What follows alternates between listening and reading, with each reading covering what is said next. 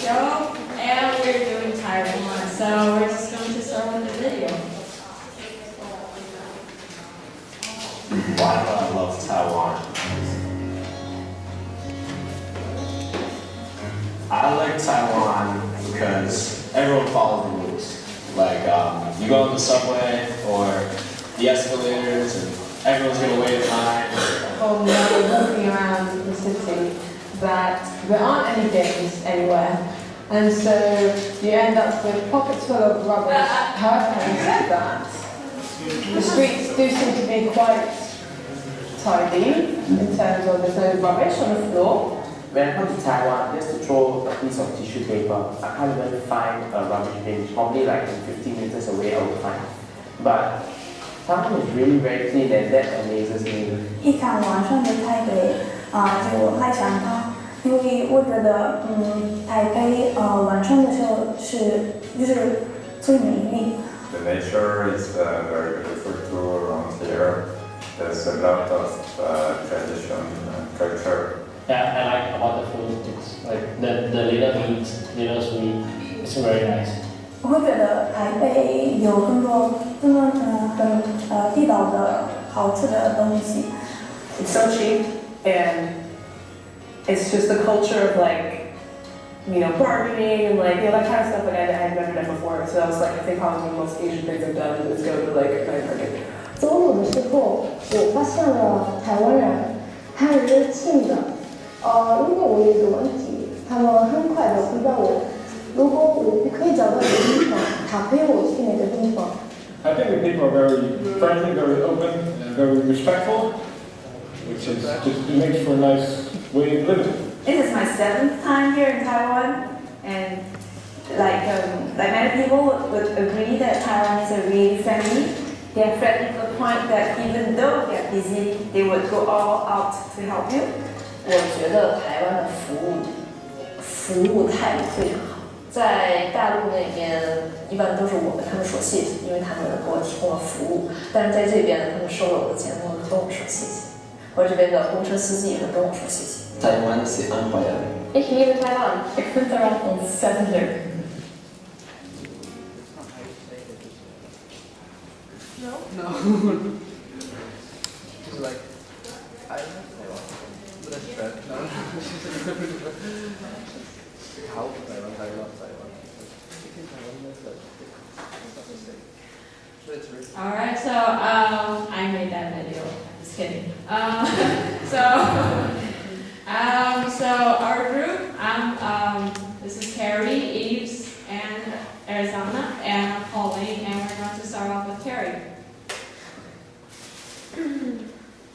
Hello everyone, my name is Carrie, and now I want to introduce about Taiwan's definition.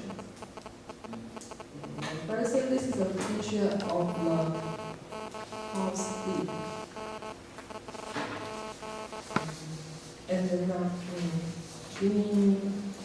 is a part difference. Taiwan has a lattice high score of 15A on the definition, which indicates that it is a hierarchical society. This means that people accept a hierarchical order in which everybody has a place and which need no longer just function. Hierarchical in an organization is means as a resulting inherent in equality. Contribution is subordinate can be told what to do, and the ideal boss is a benevolent output. So it made me feel very confused. So I compare with the two countries. Country is China and Australia. China and Australia, and I find some interesting in there.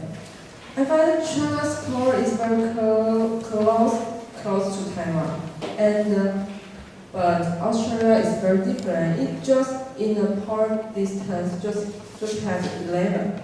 And why? So I think the information is maybe in Taiwan or in China, teacher to student, all the boss to employee, we have a relationship, but we relationship is only in a big distance. So maybe we can together study or working, but it's very difficult for us to become friends. But if it's happening in Australia, maybe they can building a much better. And the second I want to introduce is in Indian region. About that, Taiwan with a score of 17 is a close-technical society. This is a map. It is in a close, long-term community to the member group, but let a family, intact family or intact relationship. Just see a picture. The picture has four people, and they are working together or make a one thing, but just another person is standing there and they don't understand what I should do or what the thing happen. So we can get Taiwan in there, just have the 15 score. And maybe we can guess we prefer working together and with some various person. Maybe we seldom can accept different person.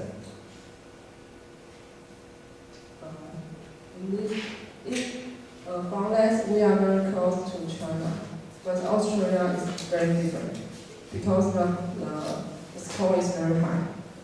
And the letter is uncertainly borders. Taiwan scored 98 on the definitions and has a high performance for avoiding uncertainty. And the list is a big difference from the other, because we are in list with different from China and close to Australia. Maybe it's more happen in the island country because we think Taiwan or Japan or Korea more tsunami and earthquake happen. So maybe we prefer or we hope our world is peace. So for example, Taiwan's many university students will try to take part in civil service test, because if we finish the test, then we are enrolled and then we can get the government job.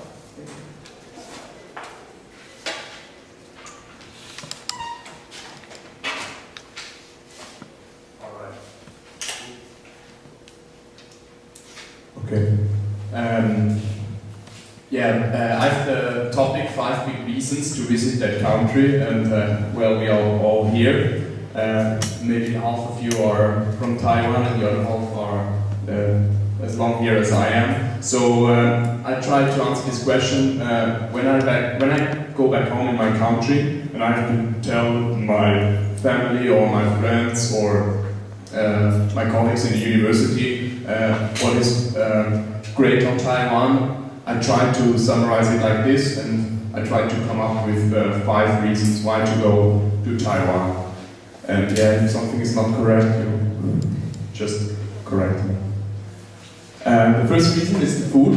as in every Asian country. For us Europeans, the food is completely different. And I took some pictures. They are all from my phone, all the pictures. Yeah, as you can see, the noodles, dumplings, and I haven't tried this one because I'm kind of afraid, and also scampis, and of course shaved ice. And what I haven't tried so far is this one, and I think I won't try it. Sticky tofu. I really can't understand why you came here. And the second reason, is the most obvious reason for me, is like the nature in Taiwan.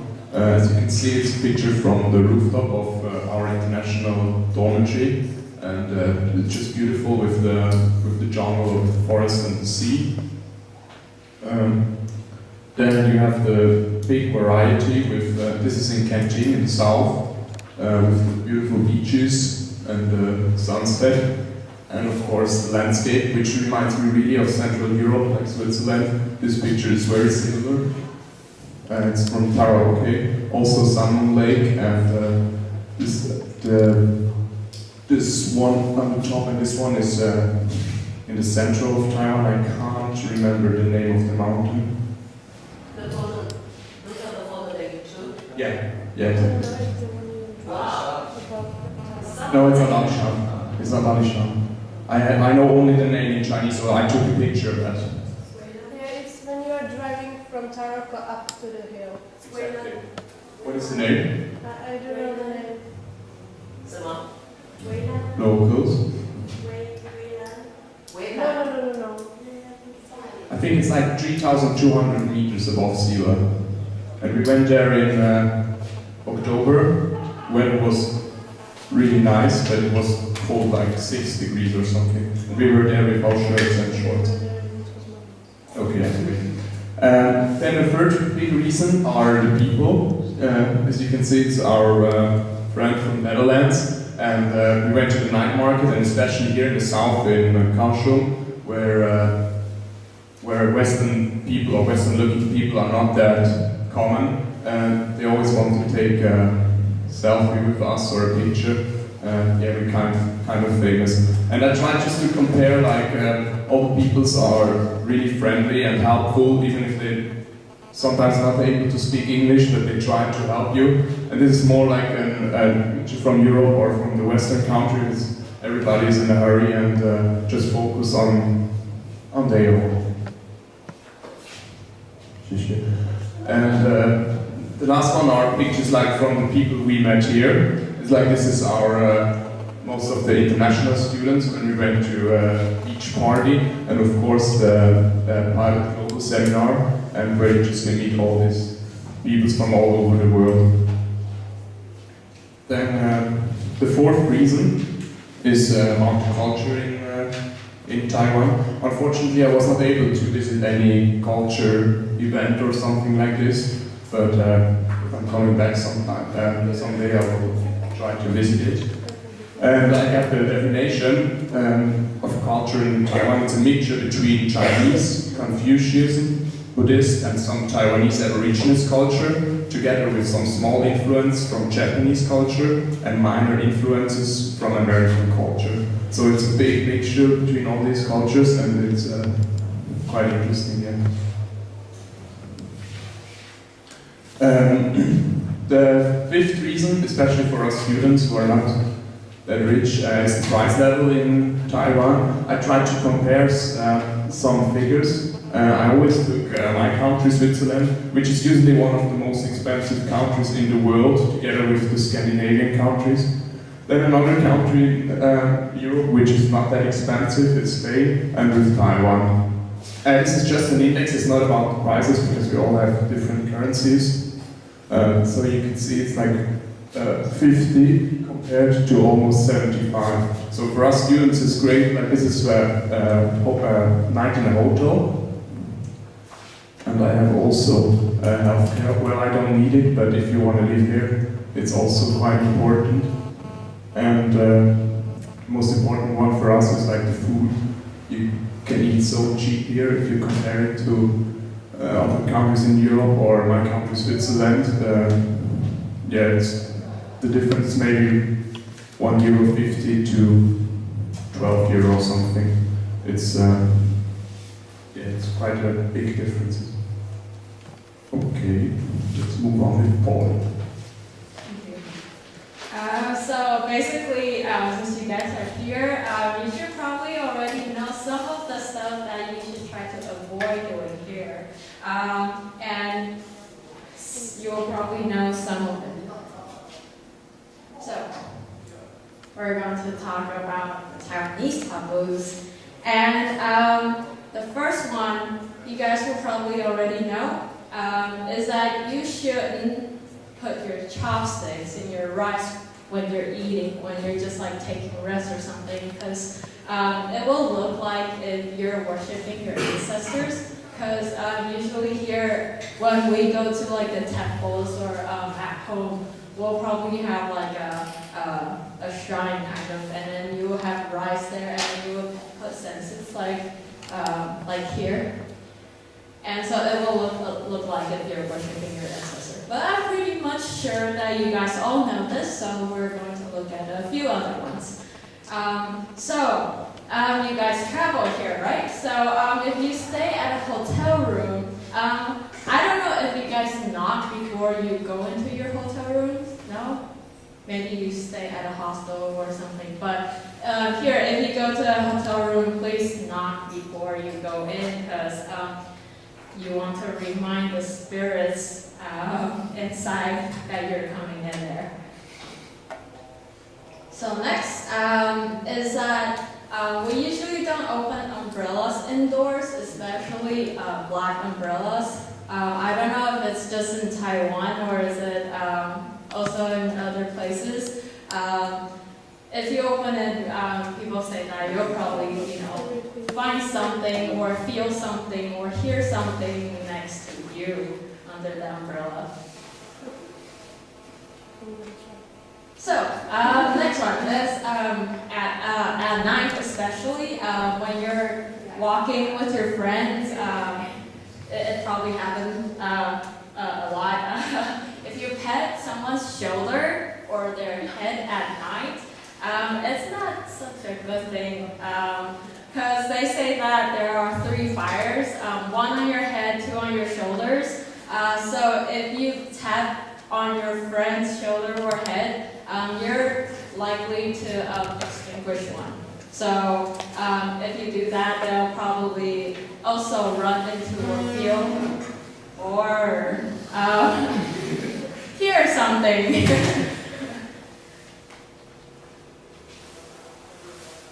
So next,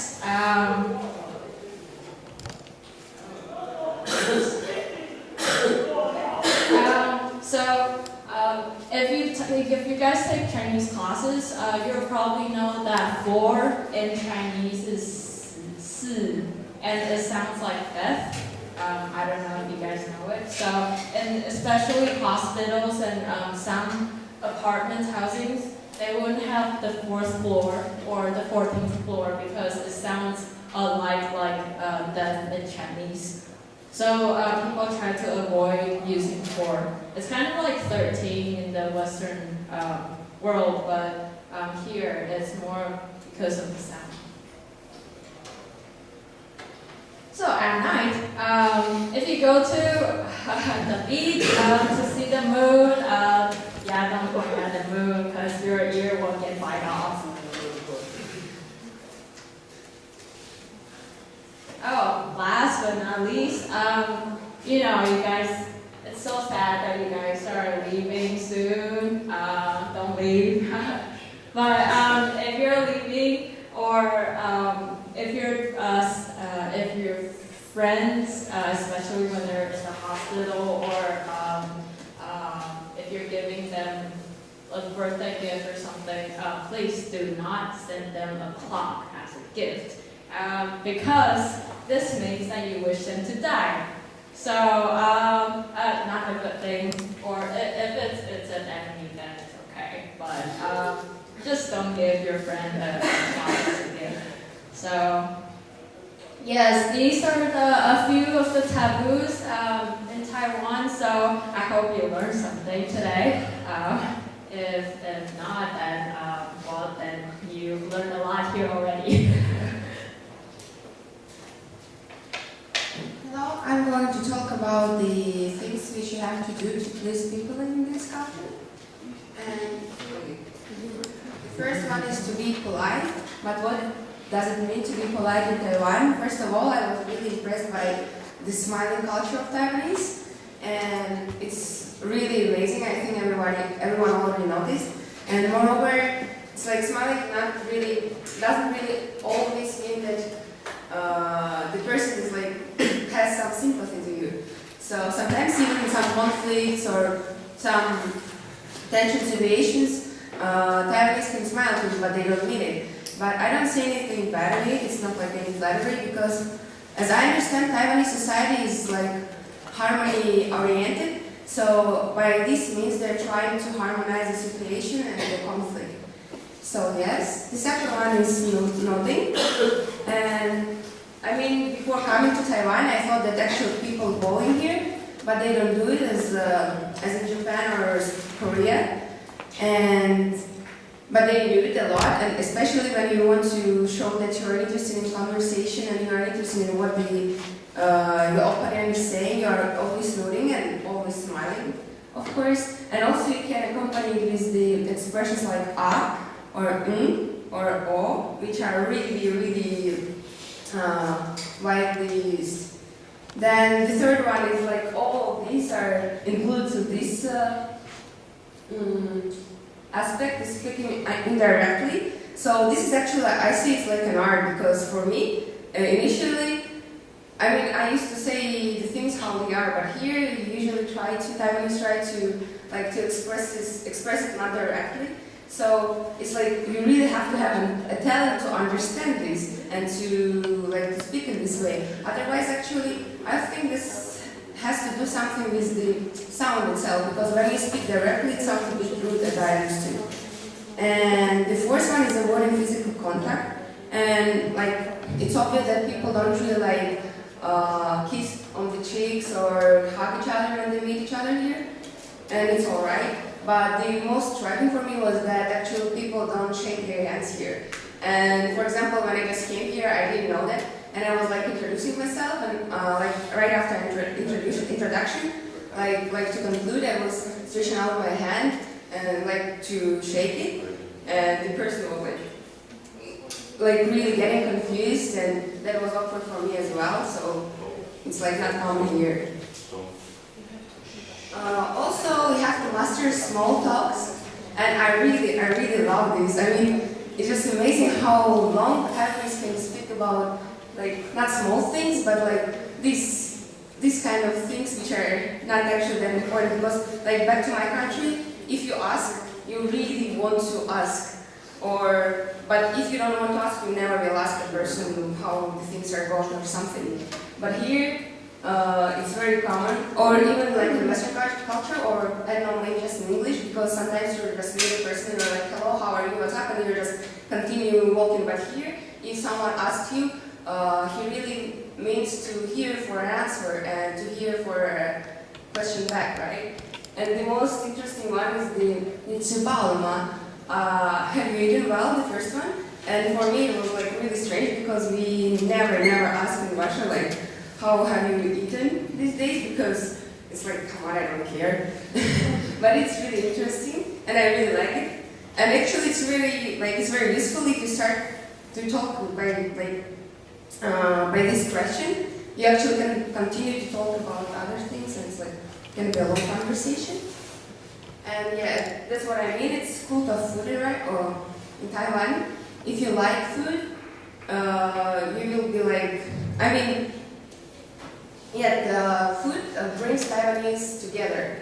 And in occasional situations and in some family situations. And it also brings some symbolism from ancient times.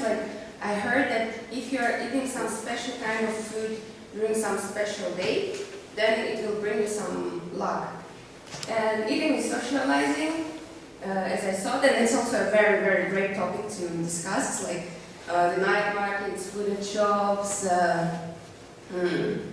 like these kind of things are really good to talk about here.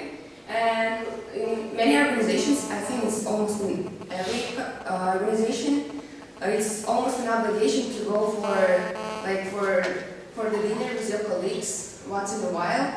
As well as in my department, like we really have to go like once a semester for a dinner with all my classmates, and it really makes you closer to each other. Then public behavior, I really like that people lining up here because like it's fair, right? If you are first, you're gonna be in front, but in Russia, if you are stronger, you're gonna be in front, and it's really not nice. So I really like lining up here.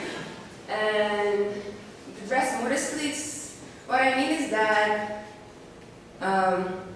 actually sometimes when you dress a bit like more like brighter or like not like you used to, people will come to you and ask like, you have some occasion today or something, and it makes you a bit shy, at least me. But yes, Taiwanese usually dress modestly, and like especially for women. That's what is interesting, because you usually tend to dress modestly, but girls can wear really, really short skirts, which you will never do in Russia. But Taiwanese women don't really wear deep necklines. And it's even like a movie told me there, I guess. And masks, that actually I discovered these days when I got sick, and I was in the MRT, and I started to sneeze. And the woman was like really looking at me like I'm something really disgusting. And then I was asking my friends, and they said like it's really not like polite if you are not wearing masks here while you are sick. But it has sense, it's like such a big population here, right? And the last one is have a clue what Taiwan is. It's like, I think it's like for everyone, for every nationality, you really like when some foreigners have some ideas about what your country is.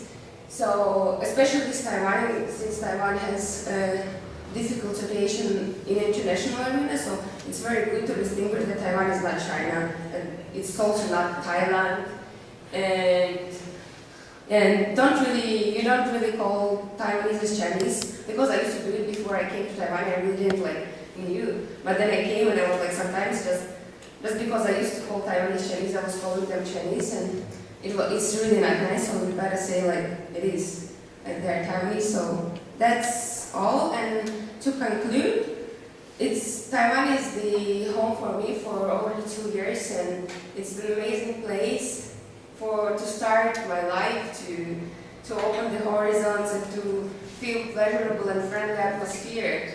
And it's 2 years, and I think I can live here more for forever even. So thank you, Taiwan, and thank you guys for listening.